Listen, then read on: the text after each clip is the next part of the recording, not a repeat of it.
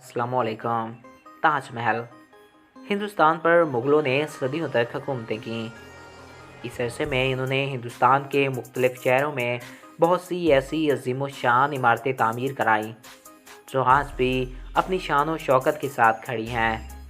लाहौर, दिल्ली, आगरा और हिंदू पाक के कई तारीखी शहरों में मूलिया तर्ज़ तामीर की ये शाहकार नमूने आज भी दुनिया भर में मरूफ व मशहूर हैं और अपनी अलग पहचान रखते हैं। बल्कि अपने में से एक खूबसूरत इमारत ताजमहल है। ताजमहल को दुनिया के 7 अजूबों में शुमार किया जाता है। ताजमहल को किसने, कब और कैसे तामीर किया? क्या ये वाकई किसी की मोहब्बत की निशानी है? ताजमहल पर कितने खराजात इकट्ठे हुए और आए और आज के दौर में कितना अहम है? आज दुनिया में जहाँ भी ताजमहल का नाम लिया जाता है, शाहजहाँ का नाम ज़रूर लिया जाता है। आज हम आपको ताजमहल के बारे में चंद अमेजिंग फैक्ट्स है और कुछ दिलचस्प बातें बताएंगे। तो वीडियो को शुरू करने से पहले नए आने वाले दोस्तों से हमारी दरख्वास्त है कि अगर आपने अभी तक हमारे इस चैनल को सब्सक्राइब नहीं किया तो इसको सब्सक्राइब करें और साथ ही बेल के आइकन को प्रेस करें ताकि नई आने वाली हर वीडियो बर वक्त आप तक पहुँचती रहा करें। तो चलिए दोस्तों, वीडियो का आगाज़ करते हैं। नाज़रीन, मुग़ल शहनशाह शाहजहाँ का असल नाम शहाबुद्दीन मोहम्मद कुर्ब था। 1552 में लाहौर में पैदा हुए। वो सल्तनत मुग़ल का 5वां शहनशाह था। शहनशाह नूरुद्दीन जहांगीर का बेटा था और 1628 में जब शाहजहाँ अपने वालिद जहांगीर की वफ़ात के बाद तख्तनशीं हुआ तो इस वक्त इसकी उम्र 37 बरस थी। इसने 1658 तक हिंदुस्तान पर हुकूमत की।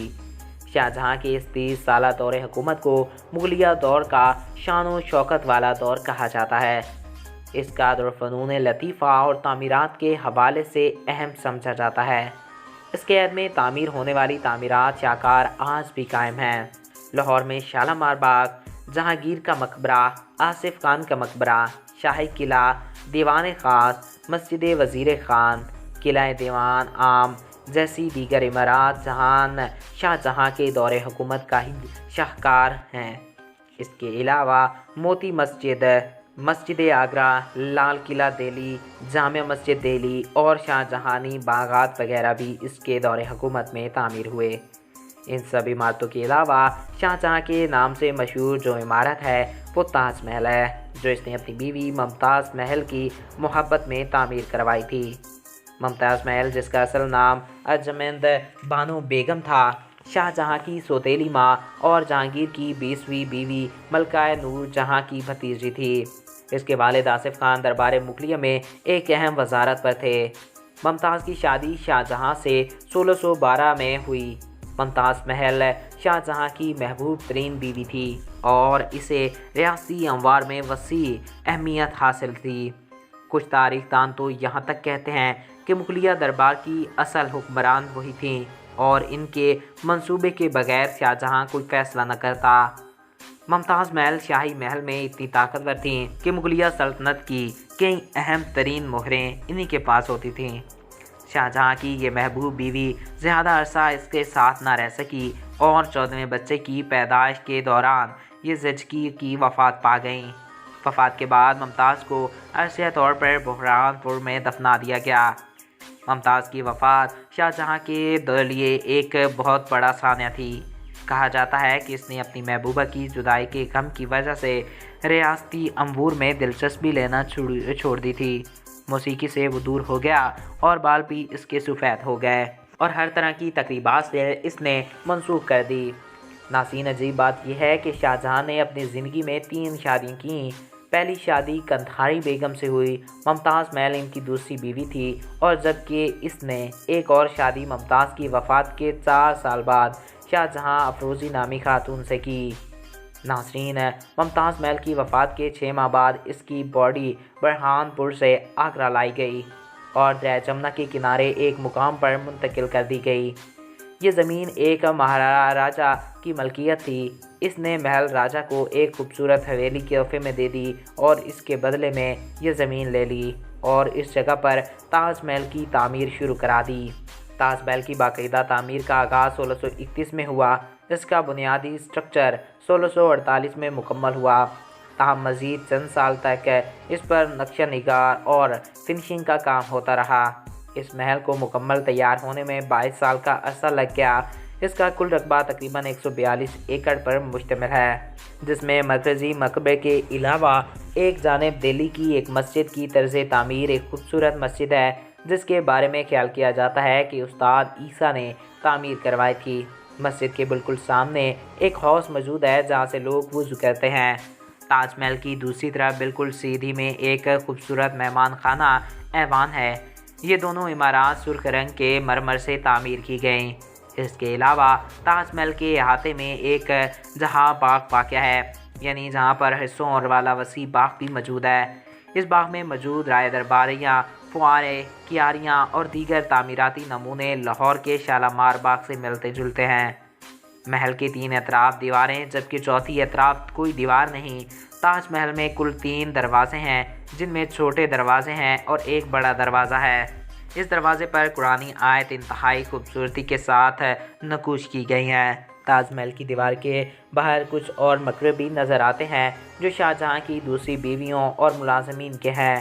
مسجد اور مہمان خانے کے علاوہ جو مرکزی عمارات اس احاطے میں موجود ہیں وہ ممتاز محل اور شاہجہاں کا مقبرہ ہے، جسے تاج محل کہا جاتا ہے۔ تاج محل کی عمارت مختلف تہذیب و طرز تعمیر کا حسن امتیاز ہے۔ اس میں فارسی، ترکی، ہندوستانی اور اصلاحی طرز تعمیر سب کی جھلک نظر آتی ہے۔ مکمل عمارت سنگ مرمر کے لیے جبکہ اس کا چبوترا سرخ سنگ مرمر سے تیار کیا گیا ہے۔ مقبرہ تقریباً 55 میٹر کی بلندی تک ہے۔ مقبروں کے ٹھیک اوپر ایک بڑا سا گنبد ہے۔ ناظرین، 18 میٹر خطرناک یہ گنبد ایک ماہر اسماعیل خان نے ڈیزائن کیا تھا۔ اس بڑے گنبد کے علاوہ یہاں چھوٹے گنبد بھی ہیں۔ گنبد کے اوپر 19ویں صدی تک سونے کا پترا چڑھا ہوا تھا، مگر بعد میں اسے اتار لیا گیا اور اس کی جگہ چاندی کا گز لگا دیا گیا جو تک موجود ہے۔ اس کے علاوہ تاج محل کے چاروں کونوں پر 42 میٹر بلند ایک مینار بھی موجود ہے۔ محل کے اندر 2 مقبرے نظر آتے ہیں، جس میں سے ایک شاہجہاں کا اپنا اور دوسرے مقبرے ممتاز محل کے ہیں۔ یہ مقبرے قبروں کے عین اوپر بنائے گئے ہیں۔ اصل مقبرے تہہ خانے میں موجود ہیں۔ اس کے علاوہ تاج محل میں کچھ خفیہ راستے اور کمرے بھی ہیں جنہیں شاہجہاں کے دور میں بند کر دیا گیا تھا اور یہ آج تک بند ہیں۔ دوستوں، ایک اندازے کے مطابق تاج محل کی تعمیر میں کروڑوں روپے کی رقم خرچ ہوئی تھی۔ ناظرین، اس رقم کو اگر آج کے حساب سے دیکھا جائے تو یوں کافی روپے بنتے ہیں اور اربوں روپے بنتے ہیں۔ اس کی تقسیم میں اس وقت تقریباً 20,000 مزدوروں نے کام کیا۔ تاج محل میں جن رنگوں کا استعمال پتھروں کا کیا گیا، ان میں سفید سنگ مرمر راجستھان سے لایا گیا، جبکہ دیگر 28 قسم کے پتھر دنیا کے کئی ممالک سے لائے گئے۔ ان ملکوں میں تبت، اٹلی، مصر، افغانستان، سری لنکا اور سعودی عرب اور ایران جیسے ملک ہیں۔ تاج محل جیومیٹری حساب کے قوانین کے لحاظ سے اس قدر پرفیکٹ ہے کہ دیکھنے والا حیرت زدہ رہ جاتا ہے۔ ناظرین، ہر دور کے ماہرین تعمیرات نے تاج محل کو مغل طرز تعمیر کا عمدہ نمونہ قرار دیا۔ تاج محل فن تعمیر خطاطی کے اعلیٰ نمونوں سے بھی مزین ہے۔ عمارات کی دیواریں روشن دانوں پر جگہ جگہ پر نمونے موجود ہیں۔ اس کی دور دیوار پر قرآنی آیت کے علاوہ در و دیوار پر قرآنی آیات کے علاوہ اللہ کے 99 نام اور اس قدر خوبصورتی کے ساتھ کندہ کیے گئے ہیں کہ دیکھنے والے دنگ رہ جاتے ہیں۔ مورخین کے مطابق یہ خطاطی ایک ایرانی خطا امانت خان کے زیر پرست ہوئی۔ اس عظیم و شان شاہکار کو کسی نے تعمیر کیا، اس حوالے سے کئی لوگوں کے نام سامنے آتے ہیں۔ کچھ مورخین نے اسے استاد عیسیٰ افندی نامی ایک ایرانی انجینئر کا نام لکھا، لیکن کچھ مورخین کے مطابق اس عمارت کا اصل معمر ایک فرانسیسی انجینئر آسٹین دی یورڈکس تھا۔ کچھ لوگوں کا کہنا ہے کہ شاہجہاں خود بھی ایک اچھا معمر تھا۔ اس کے علاوہ جن کا نام شامل ہے وہ احمد لاہوری ہیں۔ یہ وہی احمد لاہوری ہیں جنہوں نے دہلی کا لال قلعہ بھی تعمیر کروایا۔ البتہ اس بات میں سب مورخین اتفاق کرتے ہیں کہ یہ عمارت محمد حنیف عبد الکریم خان کی سوورین میں شامل ہوئی۔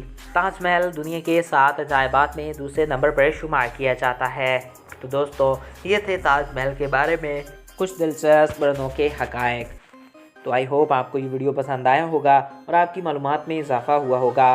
اگر آپ کو ہمارا یہ ویڈیو پسند آیا اور آپ کی معلومات میں اضافہ ہوا ہے تو ہمارے اس یوٹیوب چینل کو سبسکرائب کریں اور ساتھ جو بیل کے آئیکن کو پریس کریں تاکہ نئی آنے والی ہر ویڈیو بر وقت آپ تک پہنچتی رہا کریں۔